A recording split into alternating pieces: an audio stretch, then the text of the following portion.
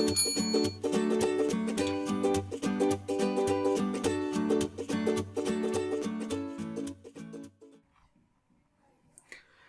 बच्चों, कैसे हो? मैं हूं आपका टीचर। हेलो बच्चों, कैसे हो आप सब? तो आज हम लेकर आए हैं अपना नेक्स्ट टॉपिक, जो कि हमारा है स्त्रीकेशर, गुरु बीजाणुधानी, बीजांड और भ्रूणकोश। यानी कि यहाँ से जो आपका शुरू हो रहा है वो फीमेल रिप्रोडक्टिव सिस्टम वाला पार्ट शुरू हुआ है। ठीक है ना? मतलब जहाँ से आपका मादा जो पार्ट है पुष्प का, उसके बारे में यहाँ से शुरू कर रहे हैं। और यहाँ बताएंगे कि किस तरह से आपका मादा भाग में युग्मक का निर्माण होता है, किस तरह से जो पुष्प होता है उसके अंदर जो मादा युग्मक बनता है वो यहाँ पढ़ेंगे। ठीक है ना?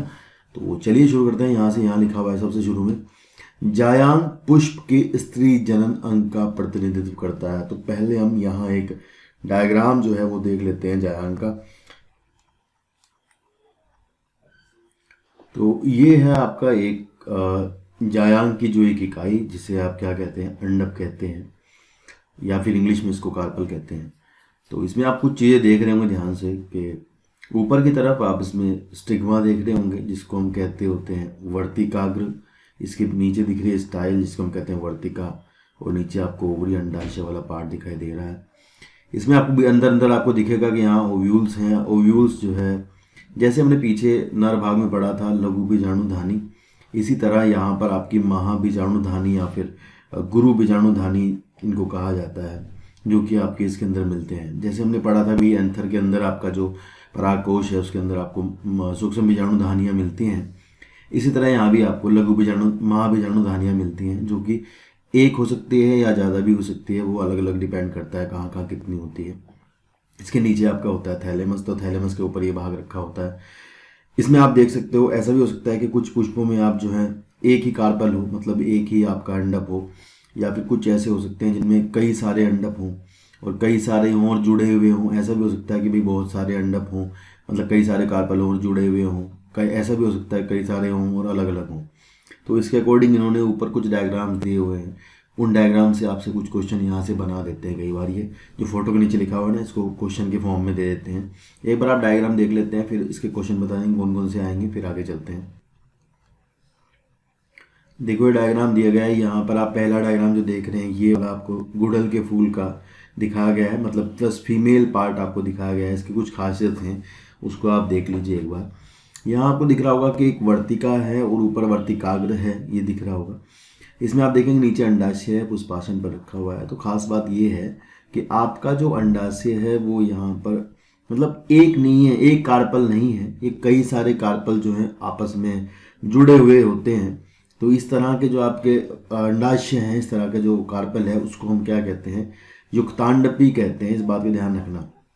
ये जो लिखा है ना, पैपावर में बहुअंडपी युक्तांडपी स्त्रीकेशर है, तो ये ध्यान रखना। यहाँ जो आपका बराबर में ये जो दिया गया है गुड़हल के फूल का, इसकी भी कंडीशन यही है। अगर आपसे गुड़हल में पूछा जाए तब भी आप बहुअंडपी युक्तांडपी स्त्रीकेशर बताओगे, मतलब गुड़हल में भी आप यही बताओगे कि भाई कई सारे कार्पल हैं, आपस में जुड़े हुए हैं, फ्यूज्ड हैं। ठीक है ना? और आपका जो दूसरा है पैपावर, जिसे आप अफीम कहते हैं, इसमें भी आपको कैसा मिलेगा, युक्तांडपी जायांग मिलेगा, जिसमें भी अंडप जो होंगे वो संयुक्त होंगे, मतलब सारे अंडप जो है कार्पल आपस में जुड़े हुए होंगे। इसी तरह आप दूसरा डायग्राम देख रहे हैं, ये माइकेलिया का डायग्राम दिया गया है। माइकेलिया, जिसे कि आप क्या कहते हैं, चंपा भी कहते हैं शायद। तो इसके अंदर आप देखोगे बहुअंडपी वियुक्तांडपी स्त्रीकेशर है। मीन्स टू से दैट कि इसका मतलब है कि भाई आपका जो ये है, क्या बोलते हैं उसे, माइकेलिया है, इसके अंदर जो आपके अंडप हैं वो हैं तो बहुत सारे, मतलब कई सारे हैं, लेकिन सारे के सारे अलग अलग हैं। कई जगह लिखा होता है मुक्तांडपी, मुक्त हो सकते हैं, और या फिर ये वियुक्तांडपी लिखा हो तो इट्स गुड। तो आप ये दोनों में से कोई भी शब्द मिले तो आपको ये ध्यान रखना है। ये आंसर, ये क्वेश्चन यहाँ से पूछ लेते हैं, इस बात को ध्यान रखना। बाद में एक आपको डायग्राम दिखाया गया है जो कि आपका एनाट्रोपस ओव्यूल का डायग्राम है बीजा का। इसके बारे में हम बात करते हैं आगे चल करके। पहले हम नीचे देखते हैं क्या क्या लिखा हुआ है। तो ये तीनों क्वेश्चन ध्यान रखना भाई, यहाँ से पूछे जाएंगे। नेक्स्ट देखते हैं। यहाँ लिखा है जायांग पुष्प के स्त्री जनन अंग का प्रतिनिधित्व करता है, यानी गायनीशम इसको कहते हैं, जो कि आपका मादा भाग है। जायांग एक स्त्री केसर एकांडपी या बहु स्त्री केसर बहुअंडपी हो सकते हैं। ये कह रहे हैं कि भाई जायांग जो है उसमें एक अंडपी हो सकता है, मतलब एक कार्पल हो सकता है। बहु कार अंडपी मतलब बहुत सारे कार्पल भी हो सकते हैं। जहाँ पर ये एक से अधिक होते हैं वहाँ स्त्री केशर आपस में संलगित हो सकते हैं। ऐसा जरूरी नहीं है जुड़े हुए हों हमेशा ही, ज़्यादातर टाइम पर जुड़े हुए होते हैं ज़्यादातर, ठीक है। लेकिन यहाँ लिखा है या फिर आपस में स्वतंत्र भी हो सकते हैं। तो स्वतंत्र का एग्जाम्पल पूछा जाए तो आप माइकेलिया बताओगे, और संगलित का पूछा जाए तो आपको बताना है गुड़हल का फूल जो ऊपर दिया गया है, और पैपावर या फिर अफीम में। नेक्स्ट लगा है प्रत्येक स्त्री केसर 3 भाग होते हैं, वर्तिकाग्र, वर्तिका, अंडाशय। ऊपर वाला पार्ट जो वर्तिकाग्र है इसका काम होता है यहाँ पर आकर के आपके पराग कण आते हैं और वो कुछ यहाँ पर सब्सटेंस जो होते हैं उनको एब्जॉर्ब करते हैं और पराग नलिका का निर्माण करते हैं। जो स्टाइल है इसमें से आपकी पराग नलिका होते हुए आपकी अंदर तक पहुँचती होती है। इन्होंने लिखा है कि जो वर्तिका के नीचे होता है, सॉरी लिखा है वर्तिकाग्र पराग कणों के अवतरण मंच का काम करता है, मतलब सीधा सीधा जो आपके पराग कण है वो यहाँ पर पहुँचते हैं। वर्तिका एक दीर्घीकृत पतला इकहरा भाग है जो वर्तिका के नीचे होता है। स्त्री केशर के आधार पर उभरा फूला हुआ भाग अंडाशय होता है। अंडाशय के अंदर एक गर्भाशय गुहा होती है। तो भैया ये जो है गर्भाशय गुहा, ये कह रहे हैं जैसे आपने कोई भी ओवरी देखोगे, मान लो आप मटर खोल रहे हो कोई, तो मटर के अंदर का जो चैम्बर होता है, खाली जगह जो होती है, उसे गर्भाशय गुहा कोष्ठक कहते हैं। इंग्लिश में इसको लोक्यूल कहा जाता है। तो ये ओवरी के अंदर का जो चैम्बर वाला जो एरिया होता है दैट इज कॉल्ड एज ल्यूक्यूल। तो लोक्यूल के अंदर आपके क्या होते हैं, बहुत सारे ओव्यूल लगे होते हैं, यानी कि बीजांड लगे होते हैं। इस कोष्ठक के अंदर काफ़ी सारे बीजांड होते हैं। नेक्स्ट लिखा है गर्भाशय गुहा के अंदर की ओर अपरा नाड़ स्थित होती है। तो ये कह रहे हैं गर्भाशय गुहा जो है इसके अंदर यहाँ जहाँ पर आपके बीजांड आपस में लगे होते हैं, मतलब बीजांड जिस जगह अंडाशय की दीवारों से जुड़े होते हैं उस जगह को आप क्या कहते हैं, अपरा कहते हैं। प्लेसेंटा कहा जाता है इसको। तो इससे आपके अंडाशय के अंदर ये जुड़े होते हैं, मतलब जो ओव्यूल्स होते हैं लगे होते हैं बीजांड। फिर लिखा है क्या कक्षा 11 में पढ़ी हुई अपरा की परिभाषा पर प्रकार को स्मरण करें। ये कह रहे हैं कि वहाँ हमने भिन्न भिन्न प्रकार के देखे थे ना, अलग अलग तरह के आपके वहाँ अपरा थे। तो 11th में अपरा से उत्पन्न होने वाली दीर्घ बीजाणुधानी सामान्यतः बीजांड कहलाती है। तो ये थोड़ा सा क्वेश्चन है, अब ध्यान रखना कि भाई जो बीजांड होता है जो अंडाशय के अंदर मिलता है, जो भविष्य में जाकर के बीज का निर्माण करेगा, निषेचन के पश्चात ये बीज बनेगा, तो ध्यान रखना कि यही जो है दीर्घ बीजाणुधानी है। ठीक है। तो दीर्घ बीजाणुधानी जो है वो अलग अलग भी हो सकती है, मतलब एक भी हो सकती है और अलग अलग भी हो सकती है, बहुत तरह की हो सकती है।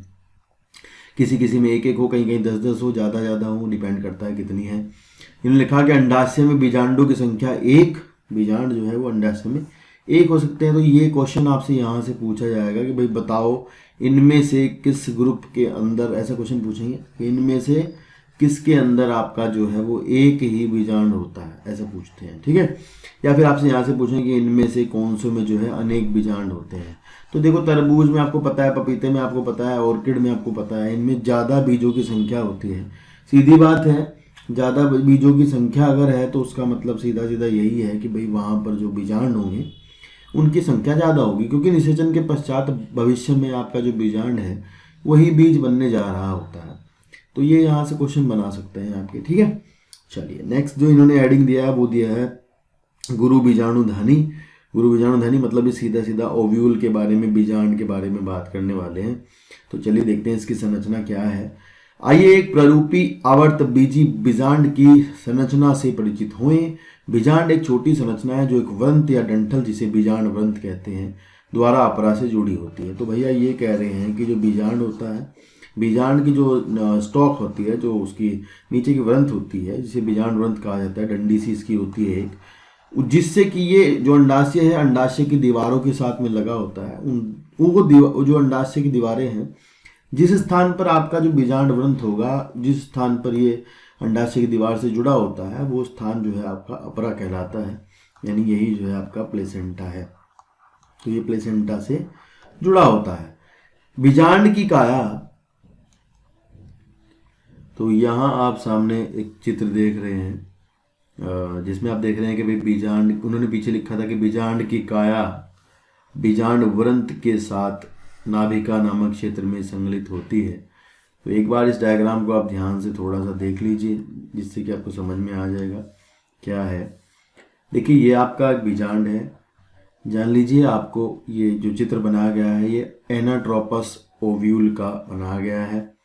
एनाट्रोपस ओव्यूल आपकी बुक में जो फोटो दिया गया है वो भी एनाट्रोपस ओव्यूल का दिया गया है, जिसमें कि आप देखेंगे कि आपका जो ओव्यूल होता है वो उल्टा है, मतलब थोड़ा पलटा हुआ होता है अपने एक्सिस पर, जो उसका एक्सिस है उस पर वो 180 डिग्री तक घूमा हुआ होता है।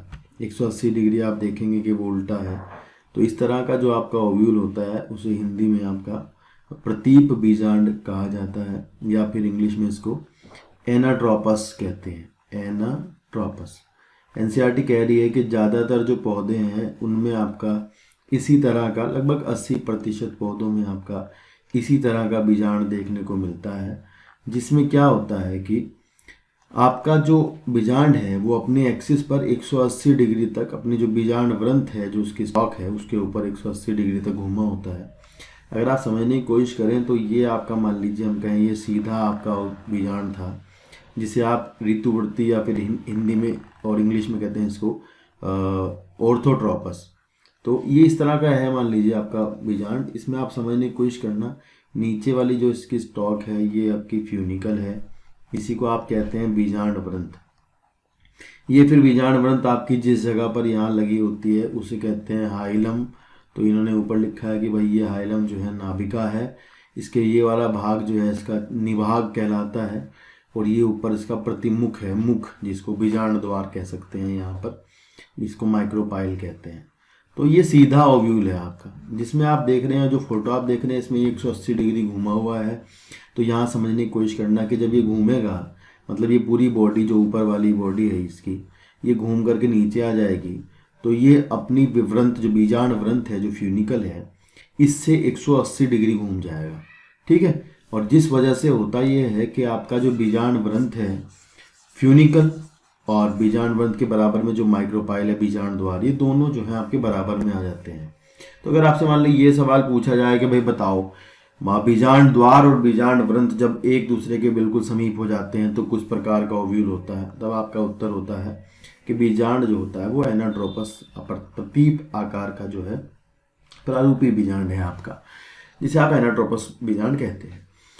तो अब आप देखिए यहाँ इसमें और चीज़ें देखने की कोशिश करना कि ये जहाँ कनेक्टेड है, मतलब जिस जगह पर इसका कनेक्शन हुआ है, इसको हम कहते हैं नाभिका, यही आपका हाइलम है, ठीक है, हाइलम ये यहाँ पर, ठीक है, या फिर इसको कहते हैं नाभिका ये। इसके बाद आप देख रहे हो कि यहाँ लिखा हुआ है वेस्कुलर स्ट्रैंड। वेस्कुलर स्ट्रैंड का मतलब होता है कि जो आपके संवहन ऊतक हैं, मतलब जिनके द्वारा आपका जाइलम फ्लोएम, जिनके द्वारा आपका जो सामान है, मतलब जो फूड है या फिर नरिशमेंट की चीज़ें हैं, वो सारी बीजांड को पहुंचती हैं, उसे हम कहते हैं संवहन ऊतक। तो संवहन ऊतक ये ऊपर तक आपका इस स्टॉक में जो इसकी फ्यूनिकल है, जो इसका बीजांड वृंत है, इसमें आपको मिलता है ये यहाँ तक।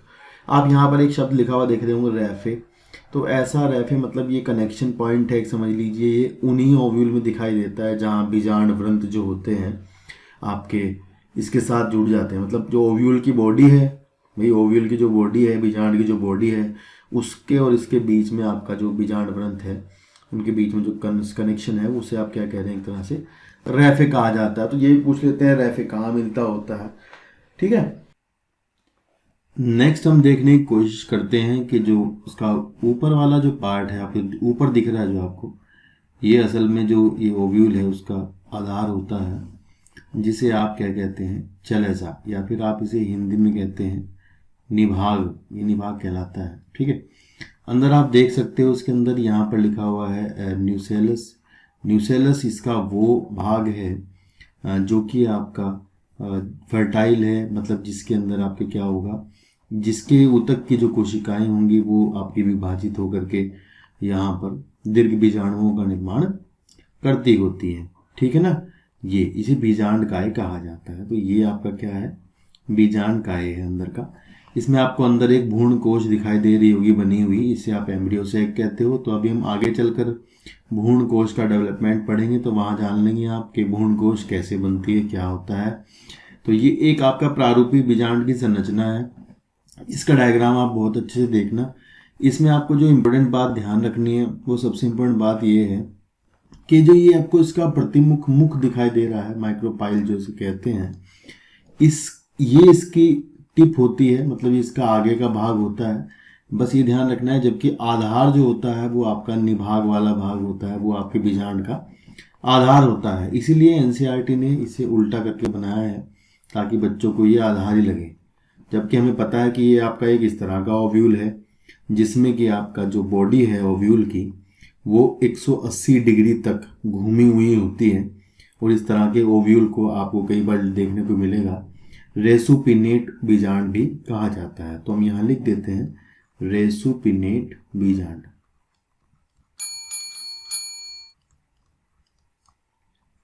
ठीक है, तो ये क्वेश्चन पूछ लेंगे भाई रेसुपिनेट बीजांड क्या होता है, तो वो ऐसा ही होता है जो इस तरह से घुमा हुआ होता है, या फिर प्रारूपीय बीजांड होता है, वो पूछ लिया जाता है। ये बात ध्यान रखना। चलिए, लगभग 80% जो एंजियोस्पर्म है आपके जो आवर्तबीजी पौधे होते हैं, 80% तक आवर्तबीजियों में आपका इसी तरह का बीजांड देखने को मिलता है। कुछ अलग अलग तरह के बीजांड होते हैं, एक बार उनकी संरचना को देख लेते हैं, उससे आपसे कुछ क्वेश्चन पूछ ले जाते हैं। ये पूछ लेते हैं किसका एग्जाम्पल क्या है, या थोड़ा सा कुछ हट के क्वेश्चन भी आ जाते हैं। एक बार डायग्राम को आप देख लेते हैं, फिर आगे चलते हैं।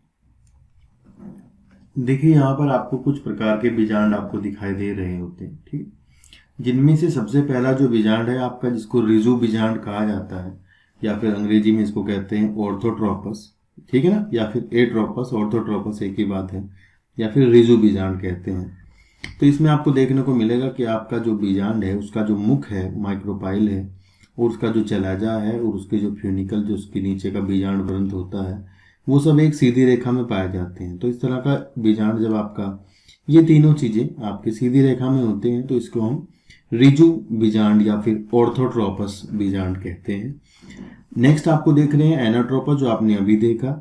इसके बाद का जो आपको बीजांड तीसरे नंबर पर दिखाई दे रहा है, इसमें आप देख सकते हैं कि जो आपका बीजांड का जो बॉडी है जो उसका, वो आपकी जो बीजांड वृंत है ये इससे 90 डिग्री के एंगल पर आपका है लगभग, मतलब पूरी तरह से 90 डिग्री भी एंगल पर लग रहा है, आपको दिख रहा है।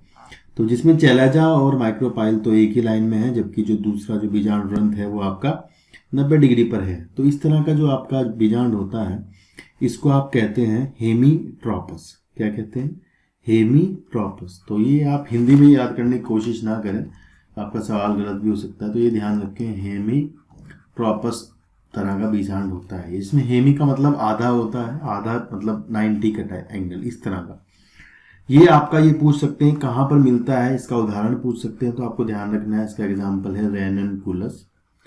तो ये रेननकुलस में आपको देखने को मिलेगा, जबकि इसका जो सवाल आता है ऑर्थोट्रोपस का जो क्वेश्चन आता है आपसे पूछते हैं, उसमें आपको ध्यान रखना है, आपसे जब भी कभी क्वेश्चन आएगा तो वो जिम्नोस्पर्म का रहेगा।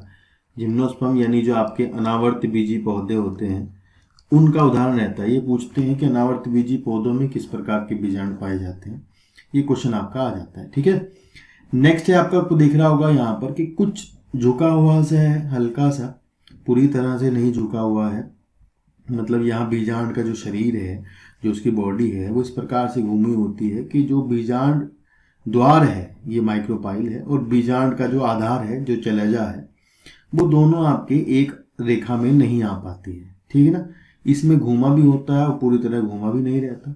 बस खास बात ये ध्यान रखनी है कि जो आपकी भ्रूण कोश है, ये जो एम्ब्रियो सैक यानी जो भ्रूण कोश है आपकी, ये घूमी हुई नहीं होती है, बिल्कुल सीधी होती है।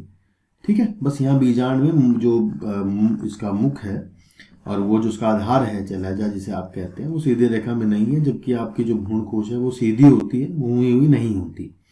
तो इस तरह का बीजांड जो होता है उसे आप कहते हैं कैम्पाइलोट्रोपस। तो भैया कैम्पाइलोट्रोपस का जो एग्जाम्पल आपसे पूछ लेंगे, वैसे तो नहीं पूछ रहे होते लेकिन फिर भी कॉमन एग्जाम्पल है तो थोड़ा ध्यान रखना होता है। लेग्यूमिनोसी फैमिली है आपकी, उसमें मिलता है। दालों वाली जो कुल है आपका, उसमें मिलता होता है। और आपका जो ब्रासिकेसी कुल है, जिसे आप क्रूसीफेरी भी कहते हैं, सरसों की जो कुल है फैमिली, उसमें आपका ही मिलता होता है क्रूसीफेरी। तो ये दोनों एग्जाम्पल आप याद रखें। ठीक है, क्रूसीफेरी और लेग्यूमिनोसी या ब्रासिकेसी। नेक्स्ट आपको दिख रहा होगा, ये आपको ऐसा लग रहा होगा देखने से जैसे कि जो आपके वो होते हैं, हॉर्स शू होता है, घोड़े का जो पैर, नाल, जो घोड़ी की जो नाल होती है नीचे लोहे की लगवाते हैं, वैसा सा दिखाई दे रहा है। ठीक है ना, तो इसमें क्या खास बात है, इसमें सब बीजांड की जो बॉडी है, आधार है, सब घूमा है, मतलब ये कहते हैं कि पूरी बॉडी भी घूमी होती है और जो है भ्रूण कोश भी आपकी घूमी होती है। तो इसका सीधा सीधा मतलब है जब दोनों चीजें, बॉडी भी, बीजांड की जो बॉडी है वो भी, और बीजांड के अंदर पाए जाने वाली भ्रूण कोश भी, और वो घूम करके आपकी कुछ घोड़े की नाल की आकृति ले लें, तो इस प्रकार का बीजांड जो होता है वो आपका एम्फीट्रोपस होता है। एम्फी शब्द को हिंदी में कहा जाता है दोनों, दो मतलब अगर ये दोनों ही घूम जाए, मान लो बॉडी भी घूम जाए और भ्रूण कोश भी घूम जाए, तब आपकी स्थिति जो बनेगी वो इस तरह की बनेगी कि जो आपका जो ओव्यूल होगा, बीजांड जो होगा, वो आपका एम्फीट्रोपस कहलाएगा। और साथ ही साथ आप ध्यान रखें कि इसमें ये पूछा जाता है काफी ज्यादा कि घोड़े की नाल जैसा जो बीजांड होता है वो कौन सा बीजांड होता है, वो आपको ध्यान रखना है, एम्फीट्रोपस होता है। ठीक है ना। पूछ लेते कहाँ पाया जाता है, तो ध्यान रखना मिराबिलिस में मिलता है। मिराबिलिस जलापा कोरोकोलर प्लांट जिसे आप कहते हैं, उसमें मिलता है मिराबिलिस में। ठीक है। फैमिली भी पूछ लें तो कुछ एक दो फैमिली है, उसमें आप ध्यान रखना। एक पॉपी में भी, अफीम में भी मिलता है। अब ठीक है, फैमिली ब्यूटामोसी में मिलता है, पेपावरेसी में भी मिलता है। तो ये कुछ उदाहरण है, जबकि उदाहरण आजकल नहीं है पूछे जाते। ये भी पूछ लेंगे तो बहुत बड़ी बात होगी कि भाई घोड़े की नाल जैसा बीजांड कहाँ मिलता है। अगला आपका है ये, इसको कहते हैं सर्सिनोट्रोपस या कुंडलित बीजांड होता है। सर्सिनोट्रोपस या कुंडलित बीजांड की खास बात ये होती है बच्चों की, आपकी जो बीजांड व्रंत है ये, ठीक है, बीजांड व्रंत आप देख रहे हैं अंदर, ये दिस वन, तो बीजांड व्रंत आपकी पूरी तरह से अधिक वृद्धि करके इसके बीजांड के ऊपर से 360 डिग्री घूम जाता है। ठीक है ना। या हम ये कहें कि भाई बीजांड जो है वो आपका 360 डिग्री घूम गया है, भाई दोनों एक ही बात है ना यार, या तो बीजांड घूम गया होगा 360 डिग्री या फिर ये घूम गई होगी। तो इस तरह का बीजांड आपका कुंडलित बीजांड कहलाता है। ये आपको कहाँ देखने को मिलेगा, नाम इसका होता है सर्सिनोट्रोपस। सर्सिनोट्रोपस। ठीक है। और भैया ये मिलता है आपको कैक्टेसी फैमिली में, ये आप ध्यान रखें, कैक्टेसी। ठीक है। कैक्टेसी में आपका क्या आता है, नागफनी आता है, अपुंशिया जिसे कहते हैं वो नागफनी में। तो ये थोड़ा ध्यान रखना है। कुछ बीजांड के सवाल वैसे तो नहीं आ रहे होते, लेकिन मान लीजिए अगर आ जाए तो थोड़ा ध्यान रखें, अच्छा सवाल बन जाता है। चलिए अब आपकी बुक में देखते हैं क्या क्या लिखा हुआ है, वहीं से पढ़ते हैं। आगे यहाँ लिखा है, अतः यह नाभिका, मतलब जो आपका जहां से अटैच होता है आपका बीजांड वो जगह, फिर जिसे हाइलम कहते हैं, बीजांड एवं बीजांड व्रंत के संधि बिंदु को प्रतिनिधित्व करते हैं। तो ये सवाल पूछेंगे भैया आपसे कि नाभिका क्या है, तो आपको ध्यान रखना है कि वो संधि बिंदु है, मतलब वहां पर आपकी बीजांड की जो बॉडी है वो और आपका जो बीजांड व्रंत है दोनों जुड़े रहते हैं। आगे लिखा है कि प्रत्येक बीजांड में एक या दो अध्यावरण नामक संरक्षण आवरण होते हैं। तो एक या दो मतलब दो तरह की बात लिखी है, या तो यूनिटैग्मिक हो या बाइटैग्मिक हो, मतलब दो तरह के आपके अध्यावरण मिलते होते हैं। ज्यादातर आपका ज्यादातर जो है वो बाइटैग्मिक होता है, मतलब दो अध्यावरण पाए जाते हैं। अधिकतर जो आपके एंजियोस्पर्म्स होते हैं उनमें दो होते हैं, जबकि जो कम होते हैं उनमें आपके ज्यादातर में नहीं, मतलब एक मिलता होता है। अच्छा, कुछ ज़्यादा अच्छे सवाल पूछ लेते हैं तो फिर इस तरह के हैं कि भाई दो बताओ कहाँ मिलते होते हैं। तो जो पॉलीपेटेली है उसमें दो मिलते हैं, पॉलीपेटेली फैमिली जो होती है उसमें दो मिलते हैं ग्रुप जो है, और एक जो है वो गैमोपेटेली, मतलब उसमें पेटल जुड़े रहते हैं, उनमें मिलते हैं। तो ये थोड़ा सवाल है, ज़्यादा आते नहीं हैं, फिर भी ध्यान रखें।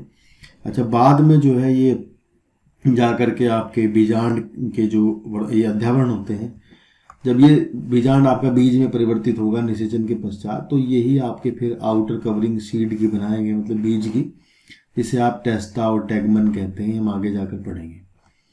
यहाँ लिखा है यह अध्यावरण बीजांड के चारों ओर से घेरे होता है। केवल बीजांड द्वार मतलब माइक्रोपाइल नामक आयोजित छोटे से रंध्र को छोड़कर अध्यावरण बीजांड को चारों तरफ से घेर लेता है। बीजांड द्वारी सिरे के ठीक विपरीत निभाग होता है। तो ये कितना इंपॉर्टेंट यहाँ लिखा आपको जानकारी नहीं है कि इसका आधारी भाग है, मतलब आपको ये ध्यान रखना है कि बीजांड का जो आधार होता है वो कलेजा यानी चलेजा या फिर निभाग होता है, जो कि उसके ठीक उलट दिशा में पाया जाता है। आगे लिखा है इन्होंने कि भाई अध्यावरण से घिरा हुआ कोशिकाओं का एक पुंज होता है जिसे बीजांड काय कहते हैं। एंड यह बीजांडकाय केंद्रक की कोशिकाओं में प्रचुरता से आरक्षित आहार सामग्री है। तो सीधी बात यह है कि जो बीजांडकाय है अंदर इसका, जो कि इसका द्विगुणित भाग है भैया, जिसकी कोशिकाएं आपकी विभाजन कर करके आगे बीजाणु बनाने वाली हैं, मतलब जो दीर्घ बीजाणु बनाने वाली कोशिकाएं हैं वो इसमें पाई जाती हैं। इसमें से आगे हम पढ़ेंगे कि एक ही कोशिका आपके दीर्घ बीजाणु बनाती हैं, सभी नहीं। तो वो जो बची हुई होती हैं उनमें खूब मात्रा में प्रचुरता से आरक्षित सामग्री होती है, जो कि जब आपका भ्रूण जो डेवलप करता है, भ्रूण के डेवलपमेंट के समय आपका ये सारा खाना खा लिया जाता है भ्रूण के द्वारा, कई बार बचा भी रहता है। आगे लिखा है बीजांडकाय भ्रूण कोश या मादा युग्मोद्भिद बीजांडकाय में स्थित होता है। तो ये कह रहे हैं कि बीजांडकाय के अंदर जो आपका भ्रूण कोश है यानी एम्ब्रियो सैक या मादा युग्मोद्भिद उसे हम कहते हैं, वो स्थित होता है। तो हम आगे जाके पढ़ेंगे किस तरह से युग्मोद्भिद का निर्माण होता है। एक बीजांड में सामान्यतः एक अकेला भ्रूण कोश होता है जो कि एक गुरु बीजाणु से निर्मित होता है। तो ज्यादातर नॉर्मली देखो, हमेशा ध्यान रखना, जनरली इन्होंने लिखा है कि भाई नॉर्मल ऐसा है कि एक बीजांड में एक ही भ्रूण कोश पाया जाता है जो कि एक गुरु बीजाणु से निर्मित होता है। तो इसके बाद हम ये पढ़ेंगे, पहले हम ये पढ़ेंगे गुरु बीजाणु कैसे बनता है, यानी गुरु बीजाणु जनन, दीर्घ बीजाणु जनन। और उसके बाद हम पढ़ेंगे जो गुरु बीजाणु बनता है उससे जो है गुरु बीजाणु से आपका किस प्रकार से मादा युग्मोद्भिद का निर्माण होगा या फिर भ्रूण कोश का निर्माण होता है। तो आज की जो वीडियो हमारी रहेगी इसमें आप यहीं तक पढ़ेंगे। इसके जो आगे वाली वीडियो आएगी उसमें आप देखेंगे गुरु बीजाणु जनन, मादा युग्मोद्भिद का या भ्रूण कोश का निर्माण। ठीक है ना। तो बहुत अच्छे से एनसीईआरटी पढ़िएगा, यही आपको आगे लेकर जाने वाली है। ठीक है ना। एक एक बात जो मैं मार्क कर रहा हूँ वहीं से सवाल आपके पेपर में आएगा। ऐसा हो नहीं सकता कि क्वेश्चन आपसे यहाँ से ना पूछा जाए जहाँ मैं कह दूंगा। इस बात की आप थोड़ा नोट रखना, इस बात को इम्पोर्टेंट है ये बात। और मैं आपको अच्छे से पूरी तैयारी कराऊंगा, बस आप मेरा साथ दें, चैनल को सब्सक्राइब कर दें और भाई का साथ दें और लगे रहें मेरे साथ। धन्यवाद। आज की वीडियो में दोस्तों इतना ही। आगे की वीडियो देखने के लिए चैनल को सब्सक्राइब कर दीजिएगा और ये घंटी वाला बटन दबा दीजिएगा ताकि आपको नोटिफिकेशन मिलते रहें। Thank you so much.